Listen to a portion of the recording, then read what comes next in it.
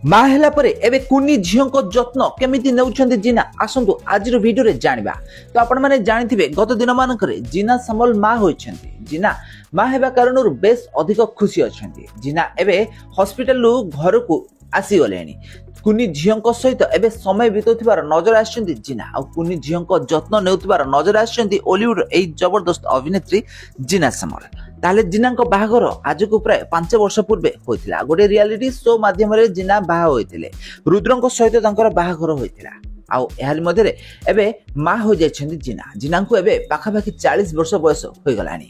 ତ ଏହାରି ମଧ୍ୟରେ ମା ହୋଇଛନ୍ତି ଜିନା। ଗତ କିଛି ଦିନ ହେବ ଏହି କାରଣରୁ ସେ ଓଲିଉଡ ଇଣ୍ଡଷ୍ଟ୍ରିରୁ ଦୂରରେ ରହିଛନ୍ତି। ଆପଣମାନେ ଜାଣିଥିବେ ଜିନା ଓଲିଉଡ ଇଣ୍ଡଷ୍ଟ୍ରିରେ ପ୍ରଥମେ ଆଲବମ ଜଗତ ଜରିଆରେ ଏଣ୍ଟ୍ରି ହୋଇଥିଲେ। ଆଜକୁ ପ୍ରାୟ 25 ବର୍ଷ ପୂର୍ବେ ଜିନା ଓଲିଉଡ ଇଣ୍ଡଷ୍ଟ୍ରିରେ ଏଣ୍ଟ୍ରି ହୋଇଥିଲେ। ଆଉ ଏହାପରେ ସେ Odia cinema, Odia serial, Odia live ଶୋରେ ବି ମଧ୍ୟ ଅଭିନୟ କରିଥିବାର ଆପଣମାନେ ତାଙ୍କୁ ଦେଖିଥିବେ।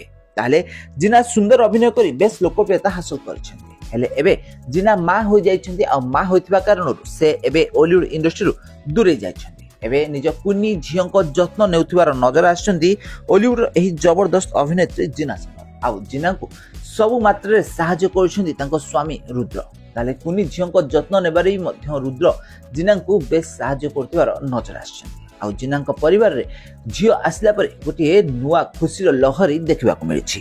ତାହେଲେ ଜିନା ସାମଲ ଓ ରୁଦ୍ର ଏବେ କୁନି ଝିଅଙ୍କ ଯତ୍ନ ଏକାଠି ନେଉଥିବାର ନଜର ଆସିଛନ୍ତି। ତ ଫ୍ରେଣ୍ଡସ୍, ଆପଣମାନଙ୍କୁ ଓଲିଉଡ ଏହି ଜବରଦସ୍ତ ଯୋଡ଼ି ଜିନା ଓ ରୁଦ୍ରଙ୍କ ଯୋଡ଼ି କେମିତି ଲାଗୁଛି ଆମକୁ କମେଣ୍ଟ ମାଧ୍ୟମରେ ନିଶ୍ଚିତ ଭାବରେ କମେଣ୍ଟ କରନ୍ତୁ। ଆଉ ଏଛଡ଼ା ଆପଣମାନଙ୍କୁ ଜିନାଙ୍କ ଅଭିନୟ କେମିତି ଲାଗେ ଆମକୁ କମେଣ୍ଟ ମାଧ୍ୟମରେ ନିଶ୍ଚିତ ଭାବରେ କମେଣ୍ଟ କରନ୍ତୁ। ଆଉ ଏଭଳି ଓଲିଉଡ ସମ୍ବନ୍ଧିତ ଟିକିନିକ୍ ଖବର ବିଷୟରେ ଅଧିକ ଜାଣିବାକୁ ଚ୍ୟାନେଲଟିକୁ ଜଲ୍ଦି ସବସ୍କ୍ରାଇବ କରିନିଅନ୍ତୁ।